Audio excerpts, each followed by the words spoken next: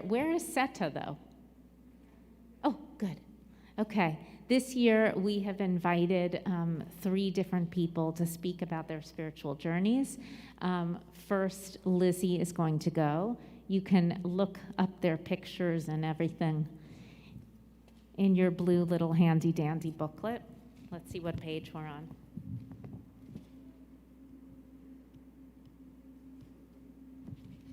Here we are, page 7 at the bottom. Lizzie Schwartz is going to speak first, and then Satta is going to speak, and then David is going to speak, okay? And afterwards, there will be some time for some questions and answers as well. So, Lizzie, it's yours. Oh, and all the speakers have been tested, so they're able to take their masks off. Hi, I'm Lizzie, and before I start, I want to say that my husband, Mitchell, hasn't read this or heard me deliver it, and still he said to me this morning, "Your speech is way too long." But it isn't, so have no fear. Okay, so putting my spiritual journey and connection to God down on paper was a big challenge for me. I thought this story needed to have a beginning and an end, but in thinking about my relationship with Judaism and the Jewish community, I think it's like this long winding road, and at times I've been wistfully looking for it, other times I'm on it and just skipping along happily, and then there are times when I'm trying to take a step back and just sit away from it for a bit. And I think that's where I was when Rabbi Michelle asked me to do this today. So although it was difficult, I'm really grateful for the opportunity. Thanks, Michelle. And as I think about my life, I think like the first half of it, I did things because I was Jewish. I participated. And now in the second half, I actually feel Jewish, and I understand what that means to me. I was raised in suburban Detroit in a Reformed Jewish home. My parents divorced when my sister and I were really young. We lived with my mom and went to my dad's on weekends. From a young age, I identified with my mom and her parenting style. She was conventional, traditional. Her choices were mine and made me feel safe. My dad was a less predictable parent and was always one to question authority, and he was comfortable pushing back at other people's expectations. But I really craved structure and ritual and sameness. I wanted to be exactly like my friends. I constantly wished my parents hadn't divorced, really just because I wanted to look like all the other families. Also, non sequitur, but I really wanted my name to be Debbie. Because that was super popular in the 70s. Like everything else, my parents' ideas about raising Jewish children differed from one another. My sister Katie and I were raised members of the very traditional Reformed Temple Bethel in Bloomfield Hills, Michigan. We didn't know Jewish kids outside of Temple.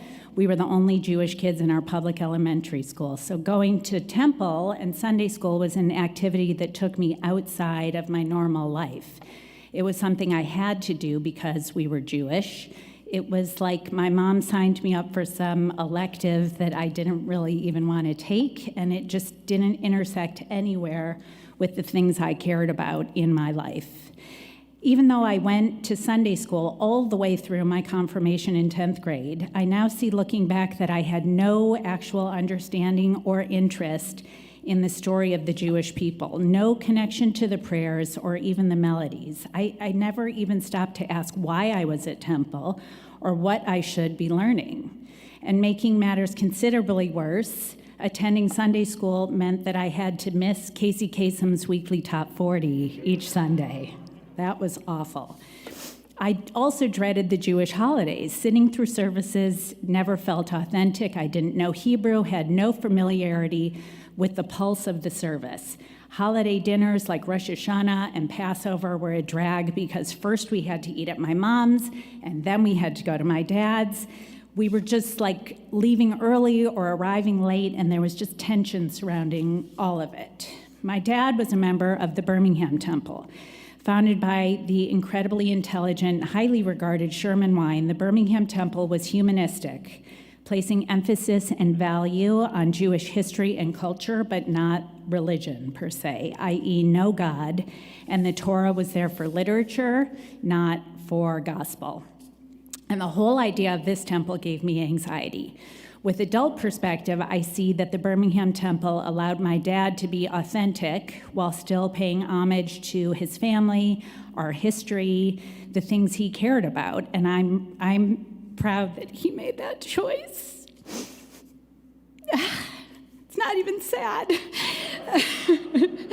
But as a kid, my desire to fit in and be like everyone else rendered the whole idea of the Birmingham Temple unsettling, because what was the point of praying if it wasn't to God? Now I wonder why I was praying to God. I blindly followed the path laid out for me without asking why, and I didn't believe in God because I didn't even understand what God was. But what was a big piece of Jewish identity for me was food. I spent hours and hours in the kitchen with my mom, grandma, and great-grandmother, cooking foods from recipes memorized long before and passed down through the generations and from spanning continents. Those days, learning to make matzo ball soup, stuffed cabbage, brisket, and homemade gefilte fish were like a master's level class in Jewish cuisine. My great-grandmother frequently mentioned that if you couldn't make homemade kreplach, you would never find a decent husband. My mom and grandmother, both feminists in their own right, but they did not disagree, and kreplach we made. And there's my husband. I've said before, in the kitchen we were devout, and that's how it was. Those Jewish foods were made with love, passion, commitment to our history and our standards, and the time spent together was beautiful. Cooking for our family served our really small Jewish community, and I loved it. So if Judaism is about connecting tradition, nourishing your heart and soul, repeating ritual over and over, I did have that. And in fact, I would like to point out that I won the brisket throwdown at the day school about 9 years ago in a controversial upset because I made little sandwiches and I pressured all the dads to vote for me. But I digress. So jumping forward a few years, I remember calling home from Colorado to tell my mom that I had met this man. I was really serious about him. Even though we had only met a day or two before, I was pretty positive we were going to get married. Sure, there were a couple of things that made it unlikely, but I implored to my very skeptical mom, don't worry. I did not share any of her concerns over the fact that, one, we met in Aspen on a weekend filled entirely with hedonistic pursuits and a very inebriated promise of commitment, and number two, he was Orthodox. Certain that I had all the tools I needed to be a functioning and supportive partner to an Orthodox man, Mitchell and I quickly got engaged without a second thought. Life was grand, and I was crushing it. I had all the Jewish stuff in the bag, or so I thought. Mitchell's love of food and his aversion to buying a second set of pots and pans meant we didn't have to keep kosher. Check. And although the Orthodox high holiday services were way longer than what I was used to, I still didn't understand a single word, so it didn't seem all that different. No big whoop. I got to sit in this cozy little fenced-off area, shoved in the corner of the sanctuary with Mitchell's sisters, who were so chatty and engaging to sit with through the whole service. It was great fun, and we didn't even have to whisper. You could speak at full volume for hours during the service. And when I would try and wave at Mitchell through the little holes in the fence, the men and the rabbis, they didn't even notice. Once again, there I was participating in Judaism without really connecting to it, but it felt familiar and I was totally fine with it. Not totally oblivious, I did notice how much Mitchell loved Judaism, like more than anything else. All of his child memories were connected to Judaism in Israel and Jewish camp. He had stories from Flatbush Yeshiva about all the yarmulkes that the girls who liked him would knit for him as tokens of their affection. He tells us all the time he had hundreds of them. All of his close friends were kids he met at Jewish sleepaway camp. Passover and Sukkot meant family trips to Israel. He was a believer and connected and passionate. In fact, I've never seen him happier than at our wedding when I was walking those 7 circles around him. My mom and grandma were not into it. I thought it was really funny. I had no objection at all. First, I'd race past my mom, who would be like forcing a smile through gritted teeth. And then I'd race past my mother-in-law, who was like whisper shouting, "Slow down!" And there was Mitchell in the middle of this Jewish tornado, happy as a clam and oblivious to the conflict swirling around him. In the end, my mom came around. She decided to see the glass half full. She started reading Kabbalah, and she decided the circles that I walked around Mitchell or raced around Mitchell were symbolic of me marking my territory rather than making him the center of my existence. That Mitchell saw it in the inverse way. But anyway, Mitchell and I had our first child right away, and I followed my flock of mommy and me friends here to the Temple Israel Nursery School. And when it was time to think about elementary school, I started looking at private schools in LA. But Mitchell put the brakes on hard and said he assumed that I knew our kids would go to a Jewish school. And I was like, what? It sounded like the most ridiculous idea. Why send your kids to a Jewish school when there are so many great private schools full of Jews? We had what can be best described as a come to Jesus moment, and I recognized that this might have been one of those moments my mom had warned me about. Apparently, Jewish day school fell into the totally non-negotiable category, and unlike everything else in our relationship up to that point, I couldn't charm my way out of the conflict. So, Sherry Fredman introduced us to Eileen Horowitz. Mitchell joined the Ed Commission. I chaired the Teacher Appreciation Luncheon, and our kids were enrolled. And now, 19 years and 3 kids later, I can tell you why Jewish day school mattered for us. Love, kindness, values, and respect were threaded through every interaction, every lesson, every song, connection with teachers, students, and rabbis. My kids became squares in a quilt of children and families who all shared a common set of core beliefs. That being decent matters, investing in community is more important than any individual advantage, and that taking care of those who need help is something we do every day without exception and often without attribution. Finally, being Jewish became who we were as a family rather than a thing we did. My mom, Susie, died at 60. I was 34, and my boys were almost 4 and 2. It was somehow shocking, even though she had been sick, but we had these big plans to grow old together with my kids and her husband and my husband too. We were like just getting started when she got sick. It was 17 years ago, and I rarely can bring myself to talk about it. The loss is still massive to me. I was really going through the motions in the first year after she died. I was in a daze, and rudderless and sad, my girlfriends here made sure I showed up where I needed to be. I remember Sherry Fredman and Nancy Ortenberg delivered dinner to our house. I'll never forget that my nursery school mom friends bought a leaf on the Tree of Life here in my mom's name. Those were my first experiences with the Jewish community. And by the way, I don't know where that Tree of Life is. I think Bill Schwal took it home with him. Almost 5 years after my mom died, my daughter was born. And now I say my mom's name and my daughter's, Susie, with a smile and with joy. This is a Jewish mitzvah, to name our children after those who came before. It allows for healing and rebirth, and I feel it all the time. I've been able to stay close and connected to my mom since her death. I've had many experiences where I'm aware of her presence, and I have signs all the time that she's still here. I try not to ever ask her to send me a sign because I don't want to be greedy, but I try and be alert and receptive when some kind of affirmation comes my way. I realize how important it is to be open and live without fear or skepticism, or I might miss out.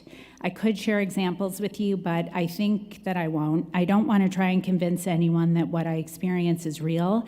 It's too personal, and I would hate for somebody to try and convince me that it isn't.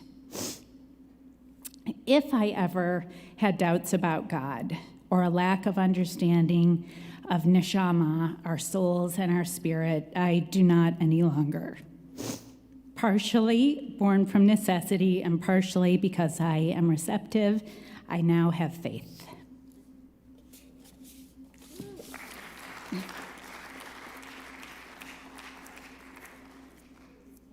Thank you, Lizzie. And Satta is our next speaker.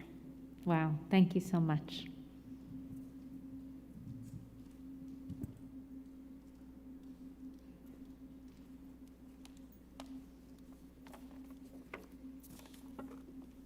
Good afternoon, everybody. Thank you, Lizzie. Oh, okay. How's that? Down? Okay.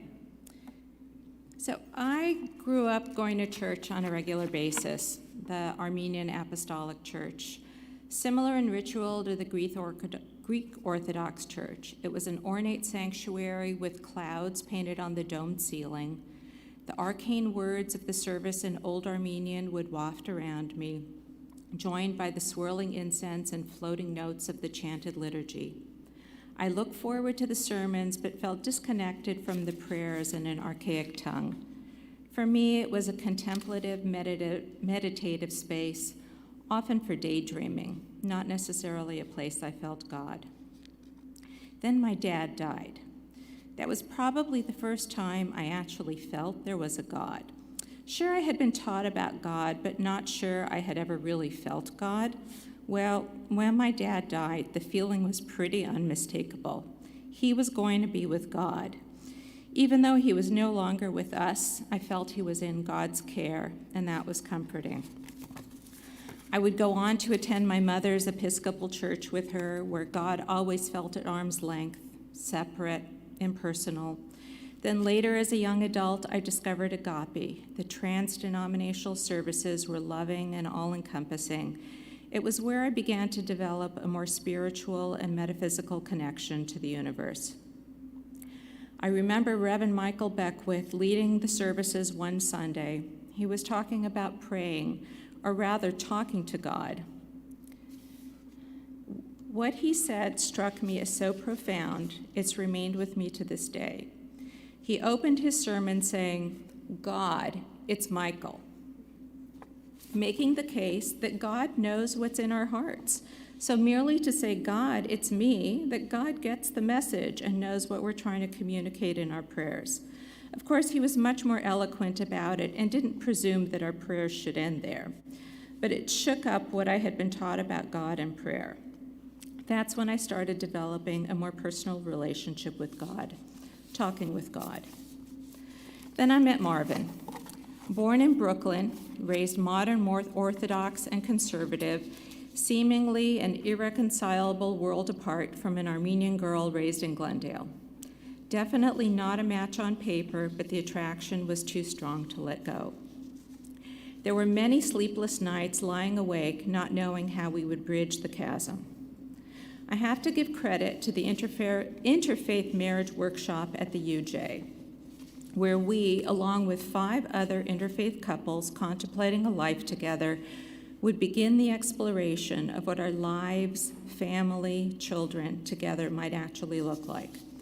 There were conversations about which holidays would be observed, how the children would be raised. We even discussed with our partners how much each of us would spend on a pair of shoes or a vacation. Well, we got past that one and moved on to take a deep dive into exactly what our faith meant to each of us, what was important to us personally, and what we wanted in a life together. Through those many conversations, Marvin and I worked to distill and articulate our beliefs and values to each other, perhaps more so than if we had chosen to be with someone of the same background. We opted to focus on the elements that we shared that connected us. Marvin and I discovered that we both believed in God and prayer and miracle, and that became the basis for building our spiritual lives together. Aside from religion, we were raised in very similar households, albeit one in LA and one in Brooklyn, both from cultures with a history of genocide and diaspora, tight-knit immigrant families with a high value on family and education and faith. Marvin was the more religious of the two of us and more traditional in his beliefs, while I was less tied to any specific religion, but wanted a spiritually fulfilling life. Together, we looked for a worship community where we would both feel comfortable. We found TIOH. We worshiped here, we studied and learned here, we made meaningful connections here, and we made our spiritual home here. As I think happens with many married couples over the years, we blended together, but not in a diluted way, but like two trees side by side, growing toward each other and intertwining, making each other stronger. Throughout our 27 years, we wove together our customs and practices to create our own family traditions. We were blessed with 2 beautiful children and shared many joyful occasions. We had challenges, we lost loved ones, we buried our parents. God was with us during all of those times.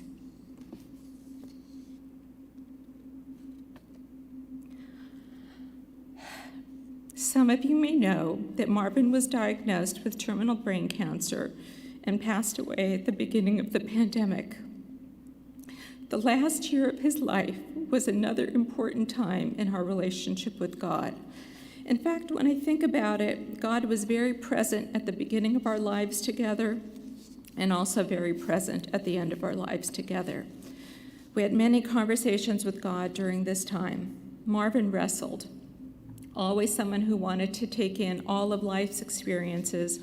He wasn't ready yet to leave us or this world. I had different conversations. Mostly I asked God to take care of Marvin and not to let him suffer. A friend of mine who had lost her husband a few years earlier sent me a message that became my mantra during that year. She wished me strength, wisdom, and peace. 3 simple but powerful words that guided me and became part of my prayers. We had lots of love and support from family and friends, from the TIOH clergy and community, but honestly, neither one of us could have handled this transition without our faith. We went through the stages of grief, though not necessarily at the same pace. We eventually got to acceptance. The feeling was unmistakable. I knew, and Marvin knew, he would be in God's hands.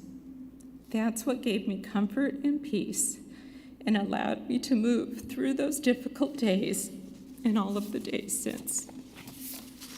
So I've always appreciated the miracle of God's creations, a world filled with creatures so diverse that to take it all in makes me pause with awe.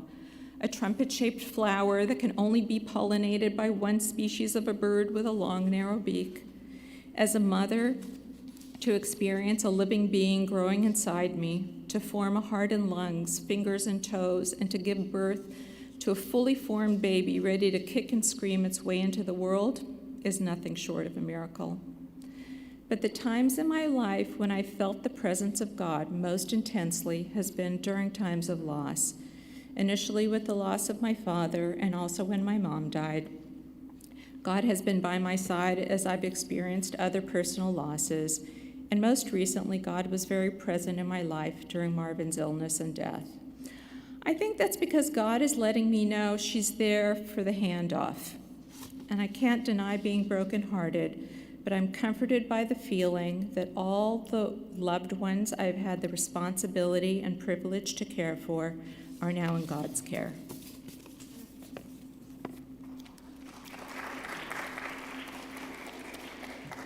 Thank you so much, Satta. Thank you. David. And after David, we'll bring Satta and Lizzie back up as well.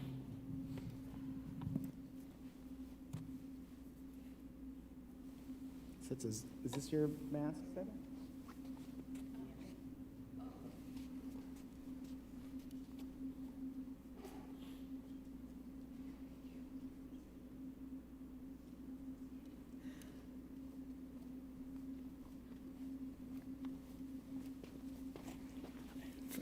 First, I want to say happy anniversary to my wife, Diane. May we be inscribed in the book of love. Okay. Sorry. I'm here today to publicly declare that I've been having an existential crisis for the past 50 years. For most of the world, that might seem long, but for a Jew, I think it's about average. When I was 5 years old, my grandmother died. She had diabetes. She'd prepare her breakfast, and while she was getting her insulin shot ready, I'd eat her breakfast, which I thought was pretty cute, but she didn't, and may in some small way have contributed to her death, but let's not dwell on that. In truth, she was as significant to me in death as she was in life, because her demise was the moment I became conscious of my own mortality. It was an awakening, but not the good kind of awakening where suddenly you appreciate the taste of good bourbon or where your infant child grips your finger for the first time. No, this was the kind of awakening where in a moment of sheer terror, you glimpse the absolute finality of death. Once again, I was 5. That moment launched me into a lifelong struggle with death, dying, and what our lives ultimately add up to. If I had to sum it up, I'd put it this way. I'm terrified that life is meaningless, that the universe is indifferent, and even worse, that it's all over too soon. It's like the old Borscht Belt joke. The food here is terrible, and such small portions. It's only recently that I've come to understand that this awakening was the second most important moment of my life. How does a 5-year-old boy come to have an existential crisis? Growing up in a family of Holocaust survivors is a good place to start. As far as I could tell, there were 2 kinds of Holocaust survivor families: the kind that talked about it all the time and the kind that never talked about it at all. We were the never talk about it kind. I knew the basics. My father was one of 8 siblings who'd fled Germany and survived, but his mother and father were murdered by the Nazis in the concentration camp Treblinka.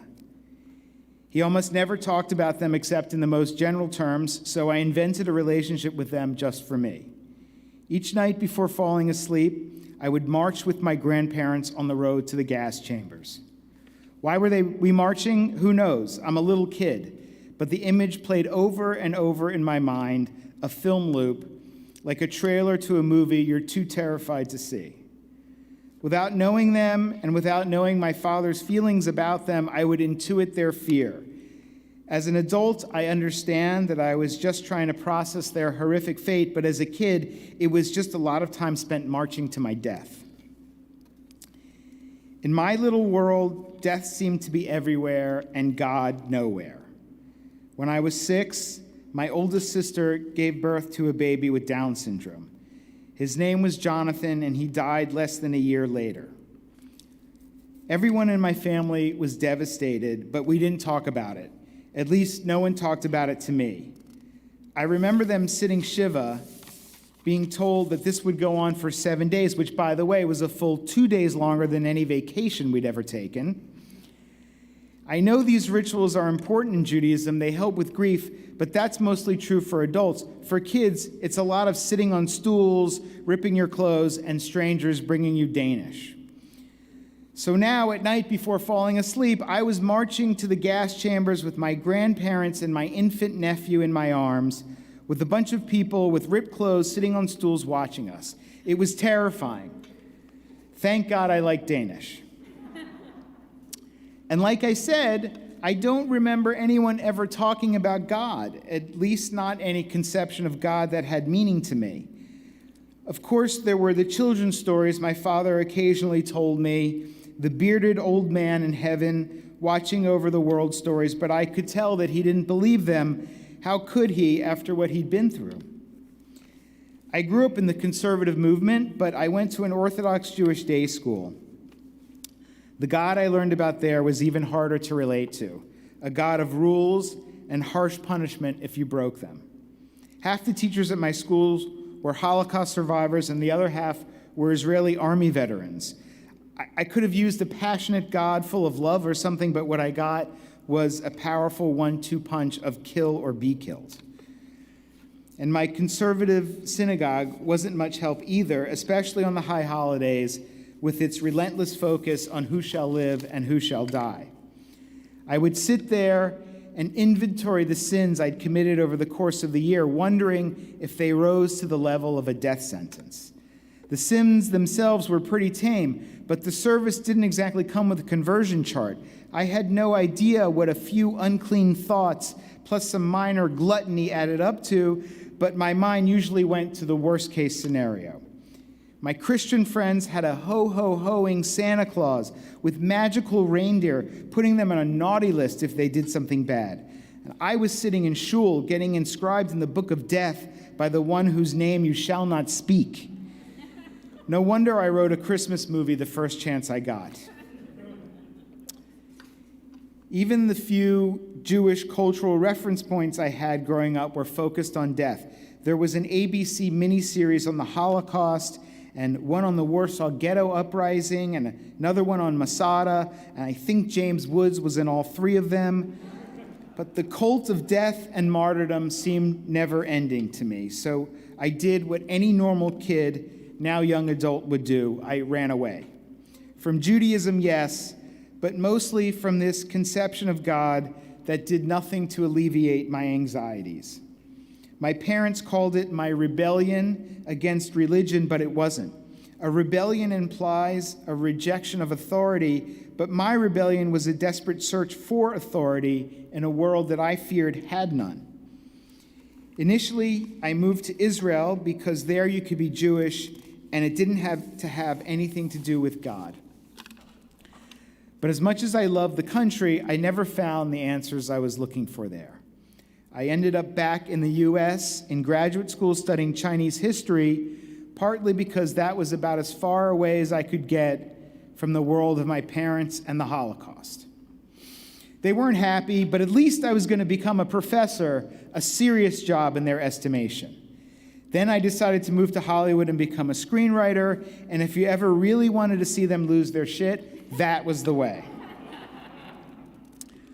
The truth is, I just needed to keep running, but I couldn't outrun death. My sister Sharon, the same one who'd lost her first baby when she was 23, lost her husband of 20 years in a plane crash. She and Paul had married when I was just a little boy, and he was like a brother to me. Another of my sisters, Nancy, a former heroin addict and manic depressive, died at age 59. I lost both my parents within a few years of each other, and even though they each lived to see all their grandkids and even a couple great-grandkids, their deaths were nevertheless powerful reminders of my own mortality. Over the years, I did manage to become less rebellious and more introspective, now going deeper in search of the answers to the eternal questions that still vexed me. Like most good Jews, I briefly became a Buddhist. I practiced transcendental meditation. I researched the possibility that faith was genetic and I didn't have the God gene. I did a deep dive into ghosts and the afterlife, which, aside from seeing a celebrity acupuncturist one time, may have been the most LA thing I've ever done. Then a thorough exploration of process theology, which argues against an omniscient, all-powerful God. All of that on top of 11 years of weekly therapy, countless sessions of which were spent talking about death, the Holocaust, the camps, my family members who were seemingly dropping like flies, my own anguish at the thought of fragility and meaninglessness of life. Therapists have a word for people like me: cash cow. You'd have thought that falling in love, getting married, and having kids would have settled this for good, but it felt like I was now having an existential crisis for 4. Don't even get me started on the dog. And it took a few years, but eventually I did come home to Judaism, Reformed Judaism now, perhaps looking for the most humanistic form of my own tradition, the one where you could easily be sitting between two people at temple, neither of whom believed in God either. Through it all, I was never able to shake the terrifying notion that all of it added up to exactly nothing. Death was still as fearsome as ever, and I hadn't had much luck in finding God. In my worst moments, I couldn't help but think that my spiritual journey wasn't much of a journey at all, more like a series of short, neurotic trips around the block, the grown-up version of the death camp reel my 5-year-old self played over and over again each night before bed. God, that's depressing, even for Yom Kippur.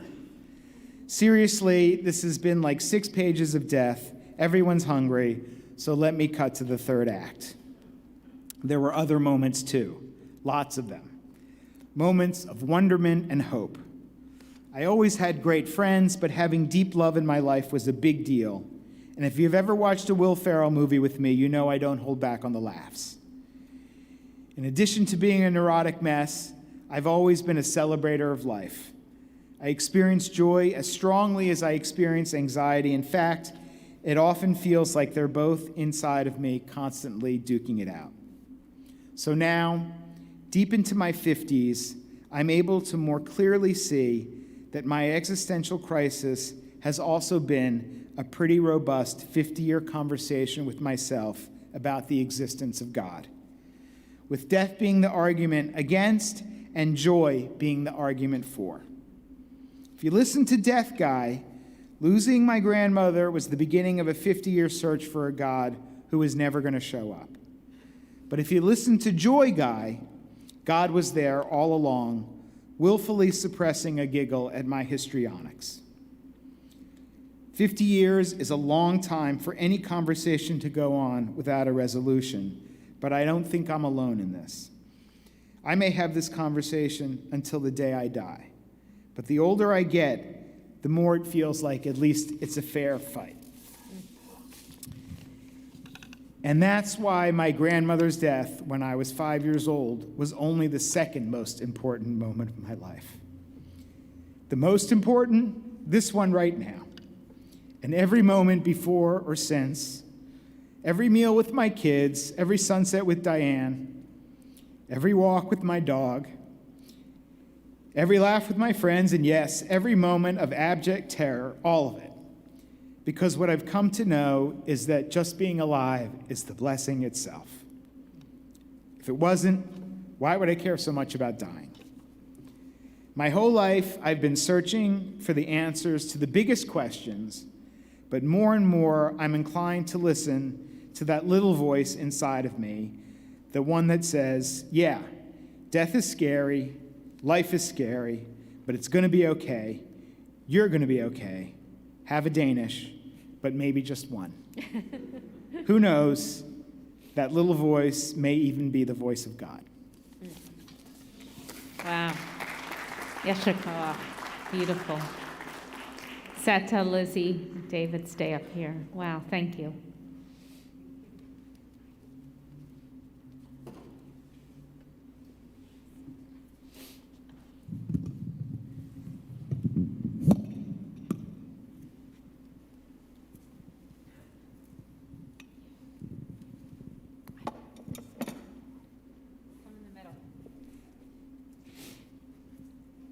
You good, James? I cried listening to all three of you.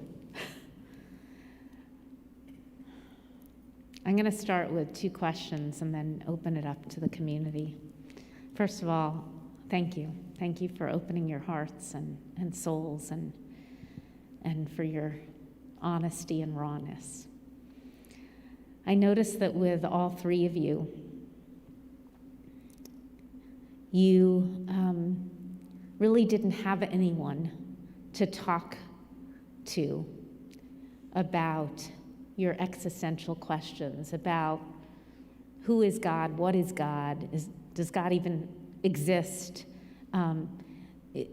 Your mom after your dad died, Satta, your mom took you to all the services, but it was sort of like a beautiful ceiling, right? There was, and I just wonder, like, all of you are blessed to be parents, right? Is it possible to talk to children about these issues, about holiness and God and meaning, and or is this just something that we have to grow into as people? And as parents yourselves, were you able to do it any differently with your own children, given your own challenges and growth? So you can answer in any order you want. Thank you. So I have one child who's an atheist, and I have another child who's bordering on orthodoxy. Mm-hmm. So same family, same parents. So I don't know how that happens. I think talking to my kids about God was part of the conversation with my husband's illness and passing. And that's what kind of opened the door for that conversation. So it was almost a crisis that had it happen.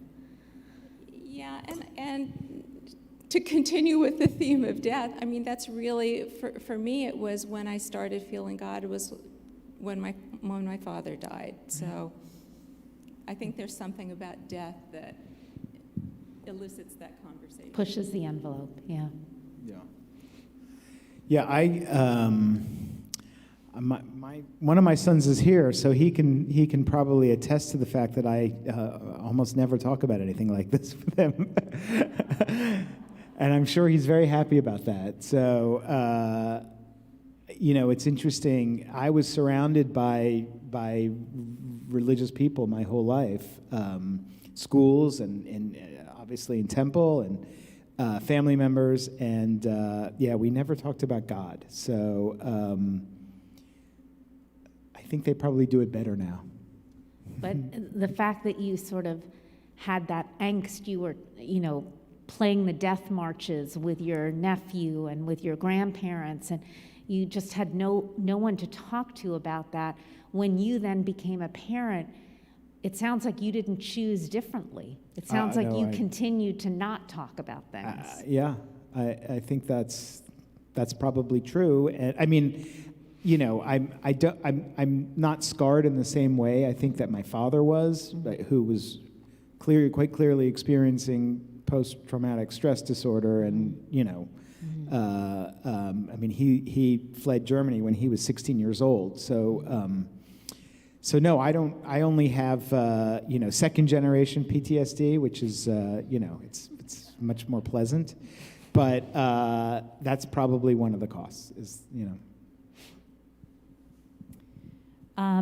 Well, two things come to mind. One, when Mikey was little, he was scared about some stuff, and I was holding him, and we were walking through the halls of the temple, and when you pass all those pictures, the confirmation pictures with the kids and the rabbis, he stopped me and pointed at Rabbi Michelle and said, "Mom, that's God. We met her."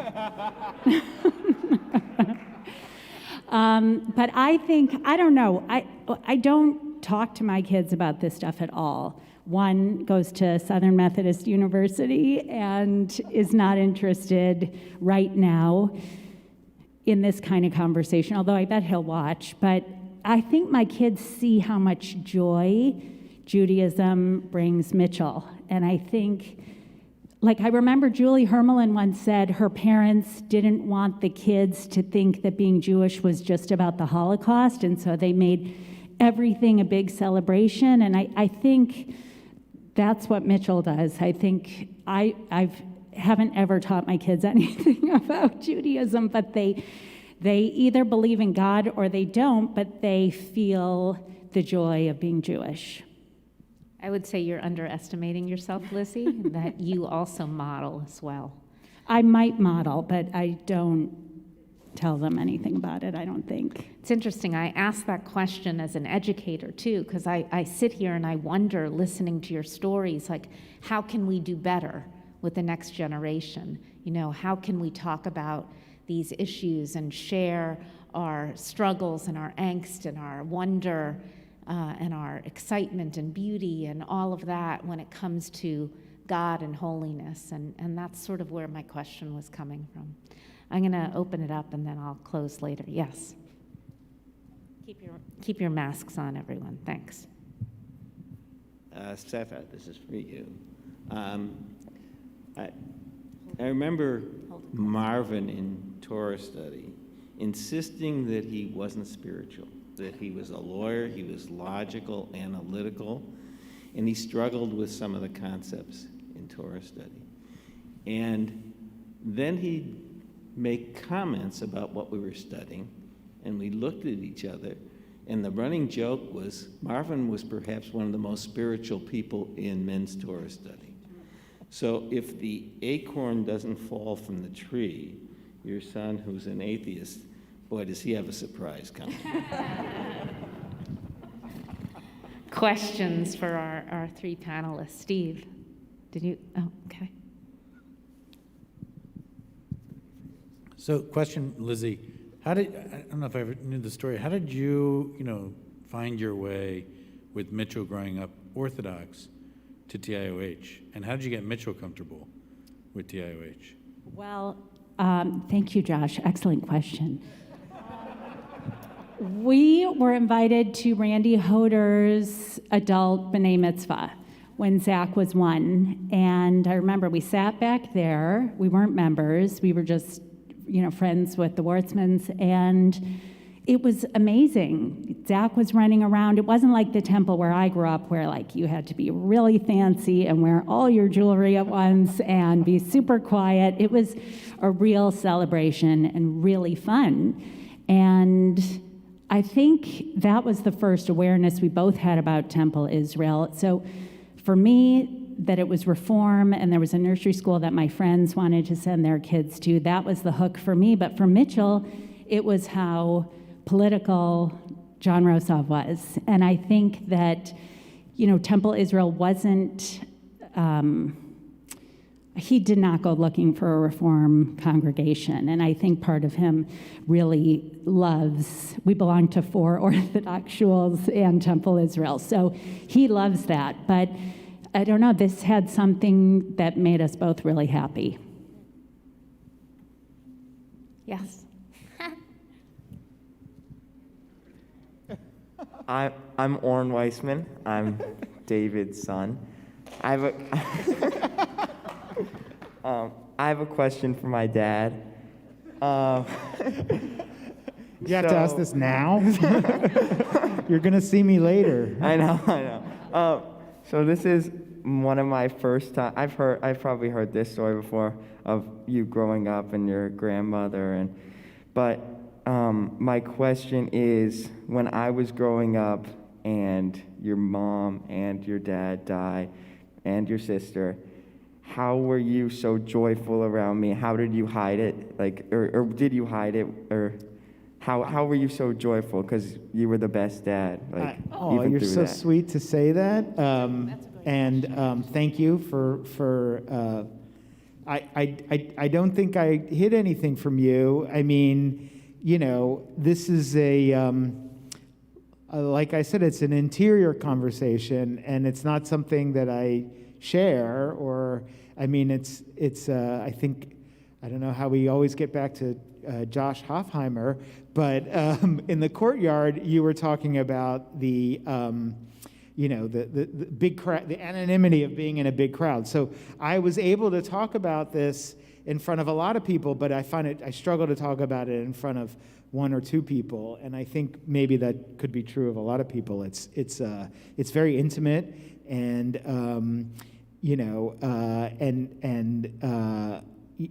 I always sense that you have the same thing, that you're a joyful person. You'd much rather be laughing than being sad, and that's me. So, if you ever do want to talk about it, maybe this is not the appropriate time, but any other time when it's just us. I think also what Orrin was getting at is, were you hiding your sadness? And I think what you were saying at the end of your talk is that you were holding both at the same time. That's true. I think right? that's so exactly he wasn't true. faking his joy with you. I think that's what I heard you say. And Yes. he was wondering, were you faking it with the kids? I would, he knows my fake laugh. He's seen it many times. But no, I don't have fake joy. I really do. And I think that, from my family, we've gone through a lot of, very difficult times and premature deaths and illness. And joy was the thing that got us through it. It's the thing that allowed us to survive, I think, with our faculties intact. Amazing. Beautiful. Add Yes, something Satta. to that. Yeah. That question wasn't for me, but so as a parent, having my children in my life during my husband's loss, children are a reaffirmation of life, and it really gave me purpose and reminded me about life. So it not a fake thing at all, just a really juxtaposition and necessary, Balance. yeah. Beautiful. So it's worth all the college tuition money and all that stuff. Ava Bice, and thank you all for sharing your stories. And the question is for Sita. Could you talk a little bit more about your actual becoming Jewish? So, there you go. my kids were converted in the mikveh when they were a few months old. I have not. So I identify as Jewish. We celebrate all of the holidays. We have a Jewish household. We worship here at Temple Israel.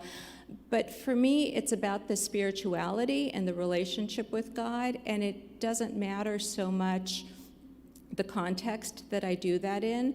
But that said, like over the years, I have come to really love and embody all of the traditions and the rituals, and now carry those on for my husband with my children.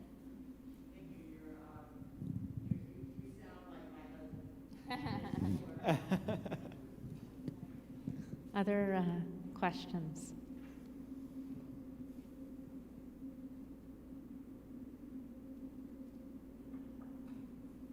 Yes. Steve? Hi, I'm Steve Stone. This question about life and death, happiness and sorrow, I don't think anyone probably in this room is spared. And to me, what I'm getting is that there's a sense in Judaism, we live with this history of tragedy all the time in the back of our head. And there are times when it's closer, and there's times when those memories are really close. But we choose life, and I think that's what you've done. And what your son may not get yet is that as you walk through life, you do feel good about yourself, and you do feel good that you're still alive, and then you sink into sadness and cry your eyes out, but then you get up like that song where you pick yourself up and move on, and that's probably what you've done, like I've done, and other people that I know in this room. Would you agree? Absolutely. And one day, I'll make them watch Schindler's List, and then, that'll. But I agree 100%. I think that there's such a strong consciousness of tragedy in Judaism, and I know growing up in the Orthodox movement and Orthodox day school, the losing the temple, the Beit HaMikdash was sort of in the background of everything. I think we are people born of tragedy, and the Holocaust was such a big part of my education, and but then again, we love to laugh. So I hope he will have that forever. I'm sure he will. Thank you. The last question is for all three of you. Again, thank you so much for being here and for sharing your hearts. All three of you mentioned different rituals that either spoke to you or didn't speak to you, going through challenging and beautiful times. So, Lizzie, you spoke about the ritual of being together with your mother and grandmother in the kitchen cooking. and the ritual of just Jewish food. And David, you spoke about being a very young child and sitting Shiva. And Satta, you also spoke about really not a ritual in particular, but all the rituals around and this discussion around death and dying when Marvin was toward the end. And I wondered, in reflecting on looking forward, in looking forward, what are any, if any, Jewish rituals that you have now taken on that you have found really great meaning in, that maybe you didn't grow up with or you didn't experience, but are now sort of coming to appreciate and owning for yourself? And Satta, you can answer it however you want in terms of ritual as well. So, of course, Passover, because there's like, it's just, who's going to do the matzah balls? How are it was just like so much conversation. And then, of course, my mother-in-law, well, I don't do them that way. It's like, I'm going to do them this way. It was just a lot surrounding that. And then when the kids were little, we would act out the whole Seder. So we had little bugs, and we had sunglasses for darkness, and the Oriental Trading Company got a lot of our business that year that he stocked up on stuff. And the kids make fun of it, sort of, but they still remember it. And to this day, when we do a Seder, we put the little bugs on the plastic bugs on the table. I was going to say something else, and now I forgot. You can come back to me. I, for one, am looking forward to the ritual of breaking the fast. That's routinely one of my favorites. I'm not so sure. I'll say a word about sitting Shiva, which when I experienced it as a young child, it was bad. I mean, I didn't like it. It was awful. But when I experienced it as an adult, I saw the beauty of it, and I saw how, and Lizzie talked about this too, just the sense of community supporting you in a time of need is so crucial. And why not have it going on for 7 days? It should go on for 70 days. It's wonderful. I mean, I think it would if people, you would get too fat and you can't eat like that, but it is wonderful. So I'll say that. I don't have any big thoughts about it, but what I love that what we have now, we had no Jewish ritual. I even think my mom let us pick Rosh Hashanah or Yom Kippur for services. It just was crazy. And I didn't get a bat mitzvah because I took ballet on Wednesdays, and that was the same day as Hebrew school. That's absurd, right? But we have a drawer where the yarmulkes are in my house, and I love that. It's like my grandma had a gum drawer, and now we have a yarmulke drawer. That makes me really happy. I know where all the Haggadahs are, and I know which ones he wanted me to get, and now I like those too. And just that we've created a Jewish life is great. And my boys went to big social fun middle and high schools and have a million friends, but they both say their best friends are their Jew crew from here. And, we just have a Jewish life, and that's enough. Do you want to add anything, Satta? So I just want to talk about one ritual that I'm not going to be repeating. So in the Armenian custom, we visit the grave again after 40 days. And this year we did it after 1 year. Rabbi Josie was with us, with my family.